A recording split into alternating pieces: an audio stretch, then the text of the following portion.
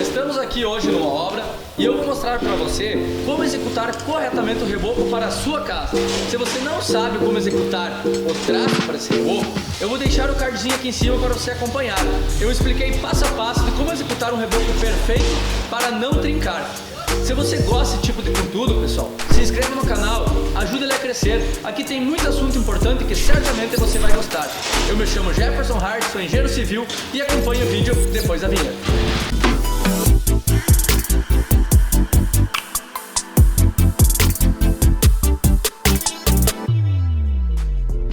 Então, o primeiro passo, pessoal, depois do chapisco aplicado, a gente deve molhar toda essa parede. Por quê? Após molhado, a gente pega, aplica a massa aquela mesma que eu peguei e te expliquei o traço, o videozinho aqui em cima, a gente aplica essa massa. A gente pode acompanhar aqui os pedreiros, os pintores, batendo a massa na parede. Esse seria o primeiro passo, com a parede molhada. Segundo ponto importante aqui, a gente não está utilizando os tacos e nem sarafiando. Por quê? Porque a execução dessa parede foi muito bem executada. Ela já está completamente no prumo, então não teria necessidade de ter que ficar corrigindo e cuidando.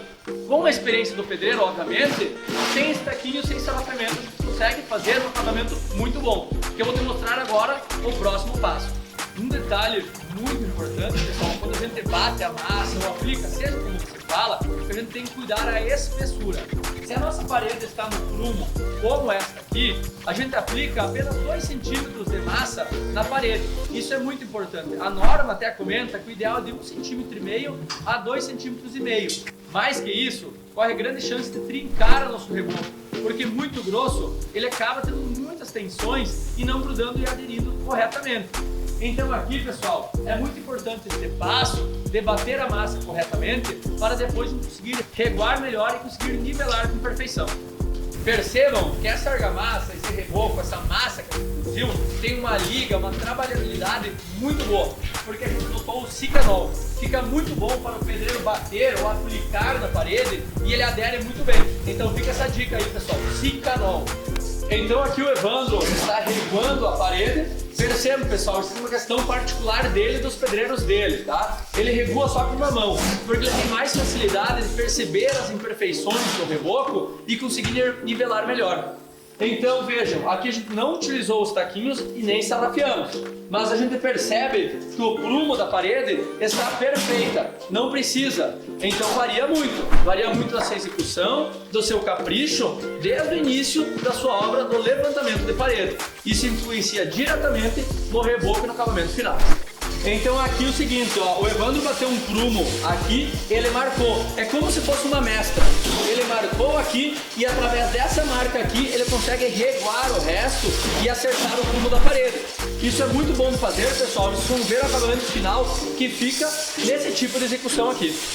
Então, Evandro, o próximo passo, após você estar quase completamente reguado, é nós pegarmos e passarmos a régua de baixo para cima, passar de cima para baixo, passar para os lados e depois passar em X. Essa aqui é uma técnica assim que é muito particular, mas o que acontece? Esse seria, digamos, o acabamento final para tirar as pequenas imperfeições que possam ter. Aí a gente consegue deixar uma parede, um reboco reguado perfeito para depois conseguir desempenar. Eu gostei de mostrar aqui, pessoal, um detalhe bem importante é referente ao prumo. Se nós percebermos aqui, o nosso prumo ou nossa parede, ela está completamente aprumada. Isso é muito importante, dá um acabamento muito melhor para o nosso reboco. Se nós batermos aqui o prumo no reboco reguado apenas, a gente percebe que ele já está aprumado também, porque a gente não aplicou a sarrafa e não fez as mestras. Então, mesmo assim, com a expertise do nosso pedreiro, a gente conseguiu dar um acabamento impecável, aprumado.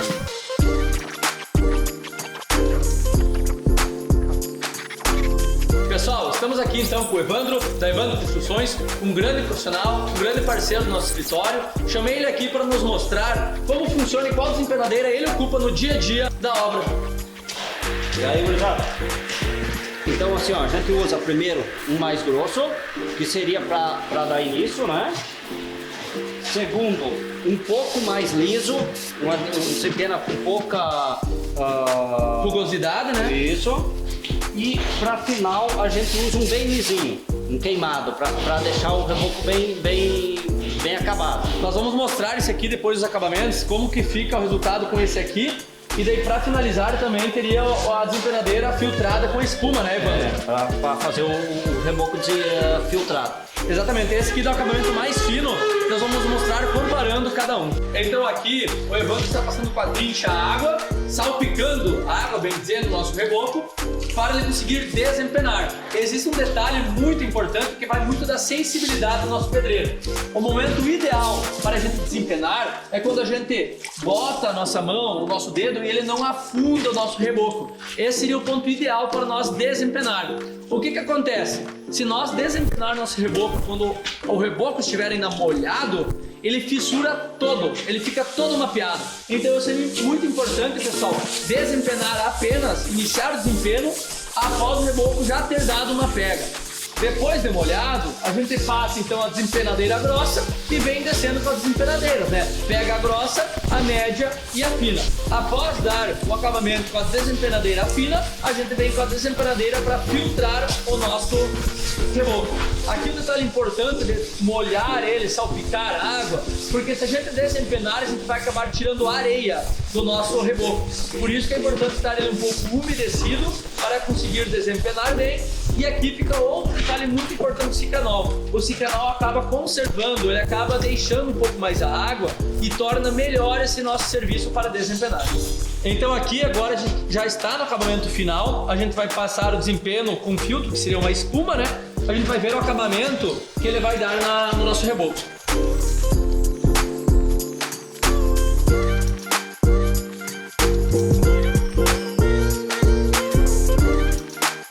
Um detalhe muito importante é que a gente deve peneirar a nossa areia para conseguir dar esse acabamento perfeito no nosso reboco.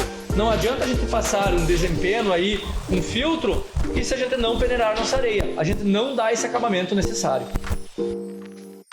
Esse reboco aqui, então, desempenado, ele está pronto para receber um fundo e, se quiser pintar, ou também então receber a nossa massa corrida ou a nossa massa acrílica. A massa acrílica e a massa corrida deve ser sempre aplicada após o nosso reboco desempenado. Então esse aqui, pessoal, é o reboco desempenado filtrado, o resultado final dele. Ele estaria pronto para nós lixar ele, aplicar o nosso fundo e pintar. Se nós aplicarmos o nosso fundo, o nosso selador, 2 vezes e passar uma lixa 220, eu vou mostrar o resultado que ele vai ficar. Fica um resultado impecável. E qual que seria o segredo para nós aplicar o selador aqui? Ele fica mínimas imperfeições, mínimos buraquinhos. A gente aplica um outro selador de novo, uma outra mão de selador mais grossa e passa de novo uma lixa. Qual que é a vantagem dele comparado com a massa acrílica, a massa corrida ou a própria massa fina? A aderência dele fica muito melhor. Se tiver umidade, não vai estufar, porque ele está direto no reboco, não tem nenhuma outra camada acima do reboco.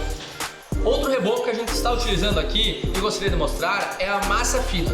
Antigamente se produzia massa fina mesmo em obra, mas ele dava muito problema de liga, muito problema de fissura. Esse é um detalhe muito importante.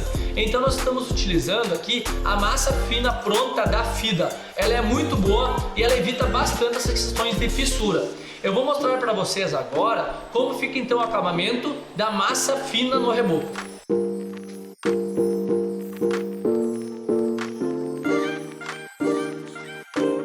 Um detalhe então importante da massa fina da aplicação, ela deve ser aplicada sempre depois do reboco reguado. O reboco reguado dá esse aspecto rugoso. Isso é muito importante para a massa fina conseguir aderir necessariamente, aderir adequadamente no nosso reboco, porque senão depois ela destaca muito fácil. Qual que é a diferença então da massa fina comparada com o reboco desempenado?